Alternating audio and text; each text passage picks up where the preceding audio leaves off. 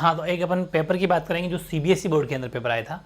Mostly paper अपना capsule से ही है, आपको जैसा कि पता ही है, लेकिन फिर भी एक बार इसको जरूर देख लेना चाहिए क्योंकि सिलेबस सेम है। एनसीईआरटी कोर्स सीबीएसई बोर्ड के अंदर है, यही एनसीईआरटी कोर्स आपके आरबीएसई बोर्ड के अंदर भी है, इसलिए यहाँ से भी डेफिनेटली क्वेश्चन बनते हैं और देख के जाना जरूरी है। काफ़ी लेवल का पेपर है ये भी। जैसे कि पहला निम्नलिखित में से कौन सा देश सोवियत संघ का भाग नहीं था, सब सीधा सीधा क्वेश्चन है। मतलब कौन सा जो not a part of Soviet union, जो एज इट इज अपने सीधा सीधा कैप्सूल में से और लाइव टेस्ट में से। लाइव टेस्ट आप पढ़ रहे हो डेली, बस लाइव टेस्ट का मैंने कहा था चारों मेगा टेस्ट आपको देना है। मेगा नहीं ले पाए अपन, लेकिन चारों मेगा टेस्ट आपको देना है। और 19 मार्च 2003 को अमेरिका ने इराक पर किस कूटनाम से आक्रमण किया था, बिल्कुल हुबहू पे क्वेश्चन वही है। और संयुक्त राष्ट्र संघ का मुख्य उद्देश्य क्या था, हुबहू क्वेश्चन वही है। और कौन सा पारस्परिक सुरक्षा के अंतर्गत आता है, हुबहू पेपर वही है। मतलब कि कौन सा जो आपके अंडर ट्रेडिशनल सिक्योरिटी के अंदर आता है, ये आपके 4 क्वेश्चन हो जाएंगे। ठीक है, अगला है कि कौन सा संसाधन वैश्विक कौन सा जो वैश्विक संपदा नहीं है, यानी कि कौन सा नॉट ए ग्लोबल कॉमन जो है नहीं है, ये हो जाएगा। बहुत ईजी अपने हुबहू, मतलब एक सिंगल क्वेश्चन कैप्सूल से बाहर नहीं है। दूसरा, वैश्वीकरण के बारे में कौन सी बात सही, ग्लोबलाइजेशन के बारे में कौन सी बात ट्रू है, 4 ऑप्शन आपके सामने है। और द्विराष्ट्र का सिद्धांत पता ना आपको, 2 नेशन थ्योरी, मोहम्मद अली जिन्ना दी थी। मोहम्मद अली जिन्ना किस लीग से था, मुस्लिम लीग से था। मतलब हुबहू क्वेश्चन वही है।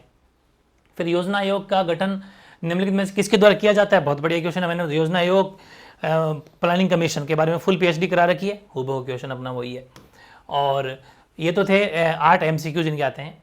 और फिर है कि कुछ यहाँ पर 8 नहीं कि ये भी एमसीक्यू जी, सॉरी 9वां एमसीक्यू देखो कौन सा, कि 2 स्टेटमेंट दे रखे हैं आपको, 2 कथन दे रखे हैं, है ना। पहला स्टेटमेंट है, उसके नीचे रीजन है कि 1969 में कांग्रेस पार्टी का विभाजन हो गया, ठीक है, और कांग्रेस सिंडिकेट और इंदिरा गांधी के बीच में गुटबाजी थी, ये क्वेश्चन है। यानी कि 1969 the Congress party face split और financial revolve in action of syndicate and Indira Gandhi, ये 2 बातें। मतलब क्या ये इसकी बात को फॉलो कर रहा है क्या, आराम से दे सकते हो, आराम से सिंडिकेट चैप्टर बहुत धुआंधार तरीके से पढ़ा है, आपको खुद को सॉल्व करना है। और जिसके आंसर ठीक लगेंगे, पूरे एक्यूरेट सही होंगे, उनका कमेंट को पिन कर दिया जाएगा। 10वां है कि 25 जून 1975 को किस नेता, इंदिरा गांधी ने त्यागपत्र दिया था और उसके बाद में राष्ट्रपति सत्याग्रह की घोषणा की थी, सॉरी वो राष्ट्रव्यापी सत्याग्रह की घोषणा की थी। मतलब जिसने प्राइम मिनिस्टर इंदिरा गांधी, और यह था 25 जून 1975 register following announced a nation wide satyagraha, जिसको बोला जाता है सत्याग्रह। नेशन वाइड सत्याग्रह का मतलब हो गया राष्ट्रव्यापी सत्याग्रह, हुबहू क्वेश्चन है।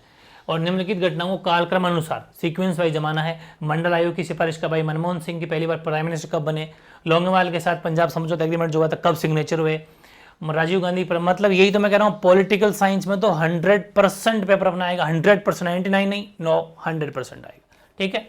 और 100% हिस्ट्री में आया था, तो सारे पेपर वही आएंगे। फिर देख लो अन्य पिछड़ी जातियों के, ये जो कौन सा था अन्य पिछड़ी, तो बीपी मंडल, कर्पूरी ठाकुर, इंदिरा गांधी, आराम से देख लो अन्य पिछड़ी जातियों के लिए, ठीक है, हुबहू क्वेश्चन है। फिर ये तो 12 क्वेश्चन एमसीक्यूज थे जो एज इट इज अपने लाइव टेस्ट में से हैं। अब है पारस्परिक, ये बताओ पूरा कैप्सूलों में से है, पारस्परिक सुरक्षा का उदाहरण, यानी कि जो नोशन ऑफ ट्रेडिशनल सिक्योरिटी की जो थ्योरी किसने दी थी।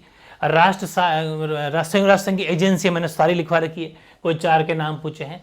भारत और नेपाल के बीच में संबंध, जो रिलेशन है भारत और नेपाल के बीच में कैसे रिलेशन है, पूरा का पूरा वही अपना कैप्सूल में से। एनडीए सरकार 2014 के बाद महिलाओं की सहायता उत्थान के लिए कौन कौन से 2 कार्यक्रम चलाए थे एनडीए ने। हालांकि ये अपने लिए नहीं आ सकता, कम चांस है उसका, ये थोड़े स्टेट नेशनल वाइज है, वरना थोड़ा स्टेट का फर्क पड़ता है, किसी स्टेट में कौन सी गवर्नमेंट, इसका हमेशा फर्क पड़ता है, तो कम चांस है। और भारत के ऐसे 2 प्रधानमंत्रियों की पहचान की जो कम से कम मतलब सत्ता में लिए 1 वर्ष के लिए रहे थे, आराम से नाम लिख सकते हो, मैंने सब कुछ बता रखा है। और 2 राज्यों की पहचान कीजिए जो केंद्र सरकार और अलगाववादी आंदोलन का सामना करना पड़ा, और नेतृत्व करने वाले नेताओं के नाम भी कोई दो कोई मन से लिख देना, यानी कोई भी 2 लीडर के नाम आपको लिखने हैं।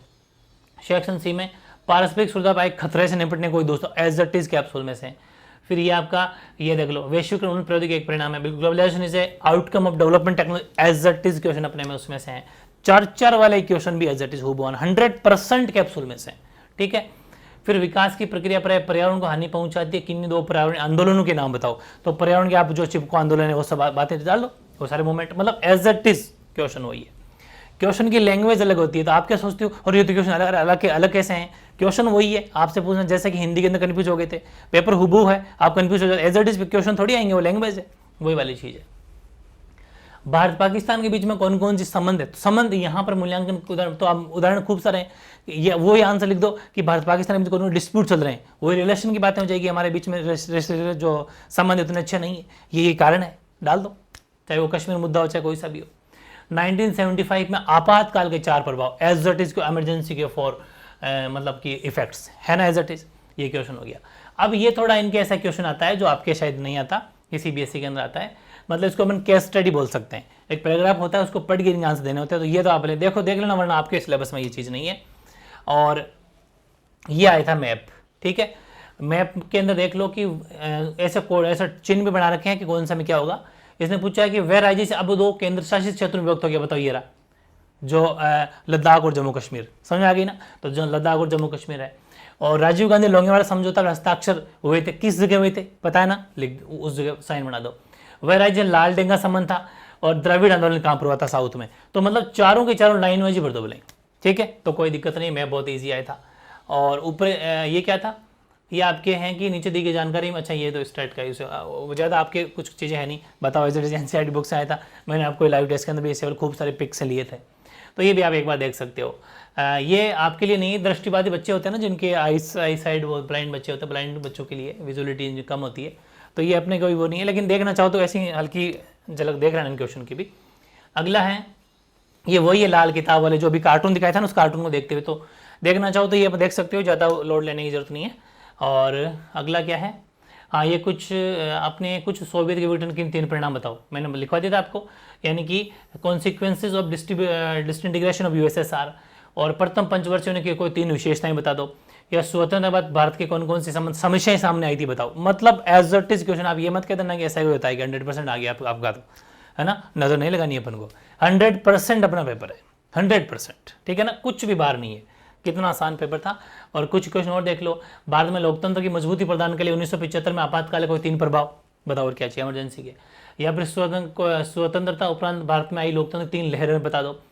चीन की आर्थिक, मैंने कहा था ना कि चीन ने जो आर्थिक वो उठाई है, जो इनकी ओपन डोर पॉलिसी थी, वो वाली इंपॉर्टेंट है, तो वो भी 6 नंबर में आ गया।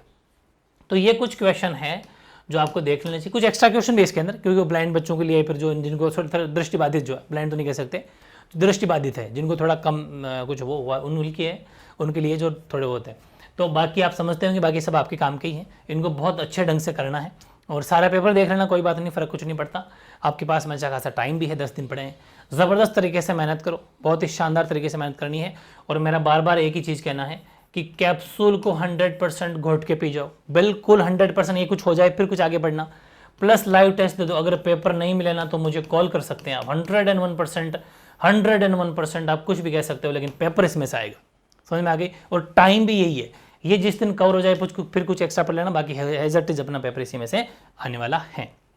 तो ये था CBSE का पेपर जिसकी अपनी चर्चा की, बहुत इंपॉर्टेंट सेशन आपके लिए, इसको बड़े ध्यान से एक बार सोल्व कर लेना, सबके बेनिफिट की बात है, ठीक है।